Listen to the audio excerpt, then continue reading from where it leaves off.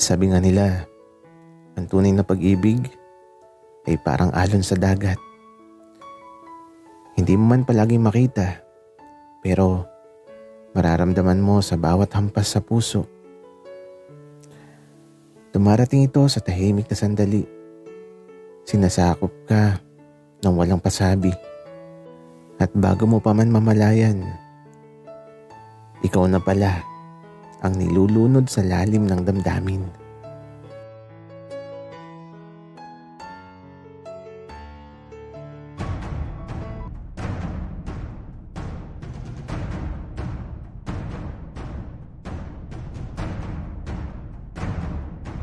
Kaibigan, huwag mong kalimutan mag-subscribe sa aming channel at huwag din kalimutan i-click ang notification bell at subscribe button. Subscribe na!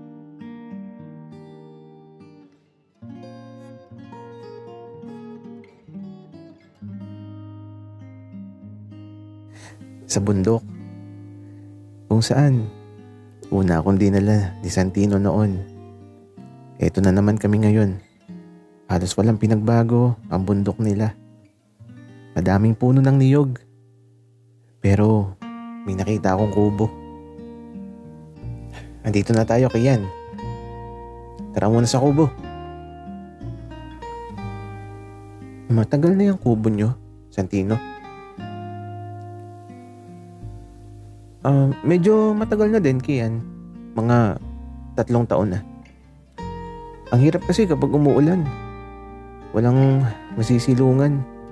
Kaya nagpagawa na kami ng kubo dito. Oo.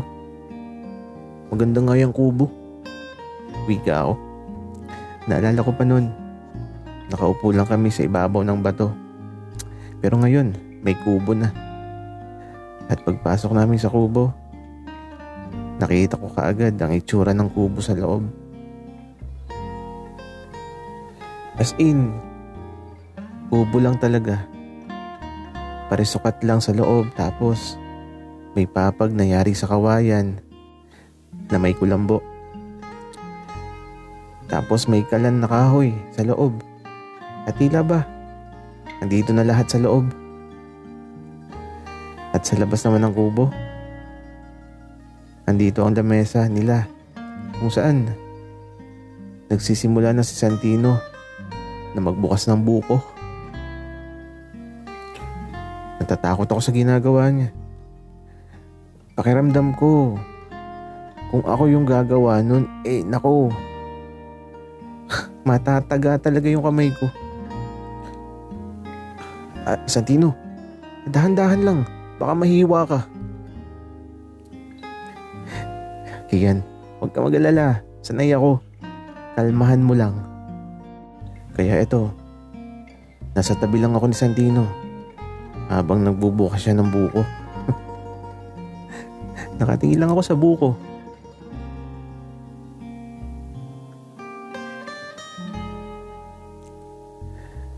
Kaya lang, bigla akong nagulat sa sumunod na nangyari. Kasi naman, habang binubuksan ni Santino yung buko, biglang may tumalsik sa mukha ko. Sumirit kasi yung sabaw ng buko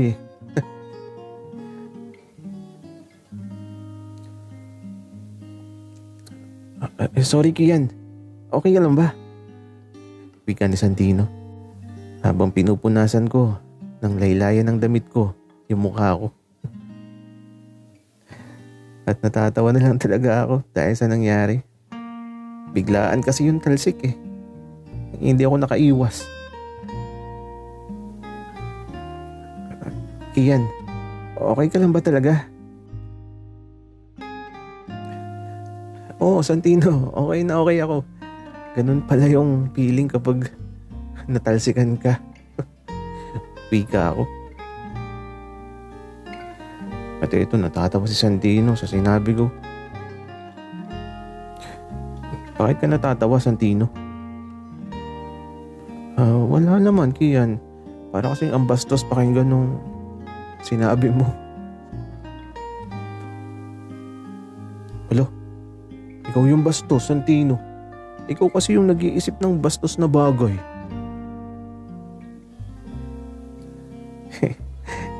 Oo na, ako na yung bastos. O siya, supsupin mo na tong sabaw ng buko. Masarap yung sabaw nito. Matamis to, Kian. Bakit supsupin, Santino? Parang bastos pakinggan. Dapat inumin o kaya igupin ng sabaw. Kian, ang dumi ng isip mo. Walang ibig sabihin yun. Tama naman yung salita.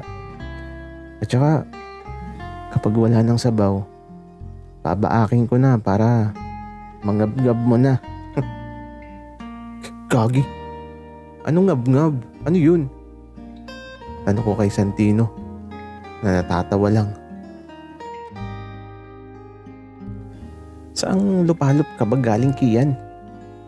Ngab-ngab, ibig sabihin, kakainin mo gamit yung bibig mo. Okay. Wika ako. Medyo kakaiba si Santino. May mga salita na hindi ko naiintindihan. Pero okay lang. Ang mahalaga ay masaya ako.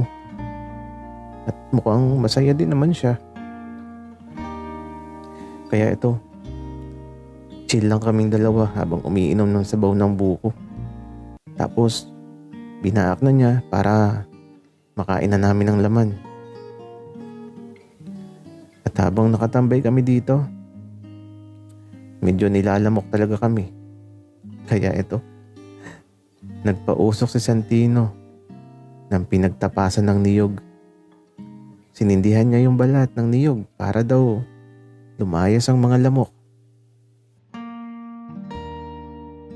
Kaya ito, para kaming nasa ulap. Ang usok masyado eh. Inuubo tuloy ako.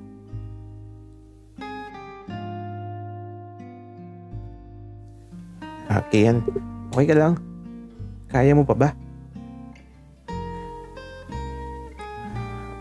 Oo. Kaya ko, Santino. Nahigop ko kasi yung usok eh. Ang sakit sa lalamunan. Dapat pala, nag-jacket at panjama tayo para hindi tayo lamukin, Kian. Oo nga, Santino. Pero okay lang. Sa susunod na balik na lang natin dito. At eto, paparating na yung tate at nanay ni Santino. Anak, sumunod pala kayo dito. Tara na kumain. At eto, mula sa isang sako bag na nakasabit sa bubong ng kubo, inilabas ng nanay ni Santino ang sardinas. Tapos, may nilagang itlog. Tapos may kanin na nakabalot sa dahon ng saging. Tara na kumain. Ihok, yan. Huwag kang mahihiya. Ituring mong tahanan ng lugar na to. At ituring mong pamilya mo kami. Wika ng tatay ni Santino. Pakaramdam ko tuloy, parating na talaga ako ng pamilya nila. Kaya eto, isang masarap na tanghalian sa bundok ang nararanasan ko ngayon.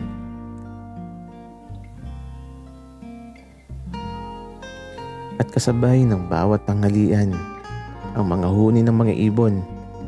Yung ibang tunog sa kabundok parang nakakatakot. Pero, ibon daw yun.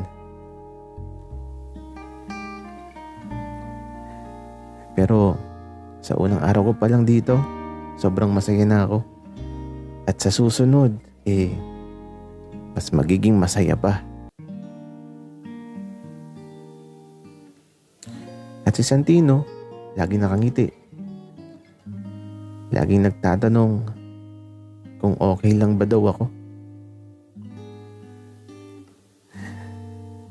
Kagaya pa din siya nung bata pa kami. Pero hindi pa din talaga niya ako naaalala. Parang gusto ko nang magpakilala pero huwag muna.